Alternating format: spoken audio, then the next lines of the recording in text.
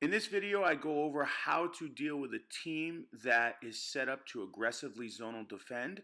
So how would you go about breaking them down? And as always, you can hit join to have access to exclusive content on my channel. Okay, now we've got a situation that we're going to say we have 4-4-2, and the opponent is trying to zonally press us in wide areas of the field, here and here. That's their whole game plan. The game plan is, can you zonally press in those areas to create a turnover, which creates the beginning of the counterattack? So they know that this pressing zone and this pressing zone is the beginning of their counterattack, and they could pre-plan for that. So it depends how teams and what they're going to play. But if they put two strikers, they basically eliminate the two center backs. So as the ball is in flight, this player crosses and tries to win the ball as we have this player cutting off the back pass, this player coming in to press. Obviously, we would cheat over. Now, at that point, they would have to make their mind up. Does the 10 drop in here to cut off anything as well? Okay? So that's one option they have. If they think they're going to win the ball, this player can cheat and take a position higher up the field. So if they did win the ball, obviously it would be drawn over a little. Red wins the ball, off to the races here, diagonal ball, right? And that's the beginning of the counterattack. So you want to say to yourself, well, what can we do to effectively play through that? What are the options? And so forth. So one of the options is this, is if you know this is what they're going to do, you have a nice compact line here.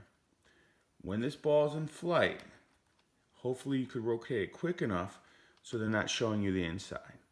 So if you can be shown the outside and the 11 can pull into this space, at that point, the 2 has to make their mind up. Do we come or do we stay? Most likely he's going to come. This creates the space in this area, right? So now the channel is open. Obviously, if the 6 is open, great. But now this creates an opening for the 10, for the 9, right? To run into that space for that ball to be played, if you had to, into the channel, right? Next opportunity is if the 11 starts to cut inside, even in here, now again, the 2 has to make their mind up. Because if we play this ball here and the 2 goes, the space becomes out here. So if I play a quick 1-2, you get into this space. And you can see we have a numerical advantage in there. Those are a couple things you could do.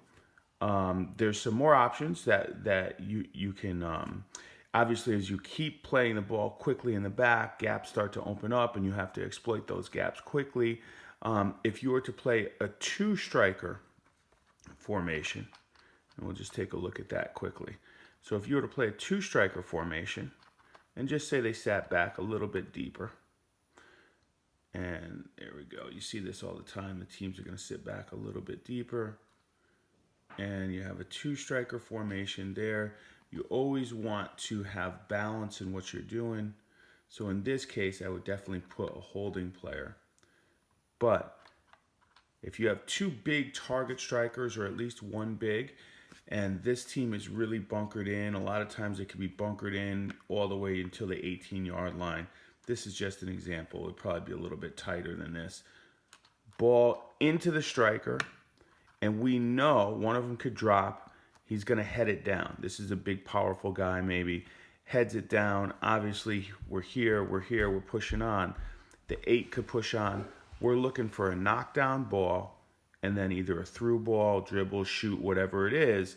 And this is one way that you could say, you know what? We're not going to play through all your players, especially if they stick another player in here. Now we're going to start to use our target striker who is working with their partner up here, knock it down for either the 10 or the 8, and we continue from there. You would see Red Bull used to do this quite often. So just another idea. Obviously, Guardiola wouldn't do that. He would be committed to playing. And we could look at in the next video of how we break down defenses that sit by keeping possession of the ball and really breaking it down on the ground.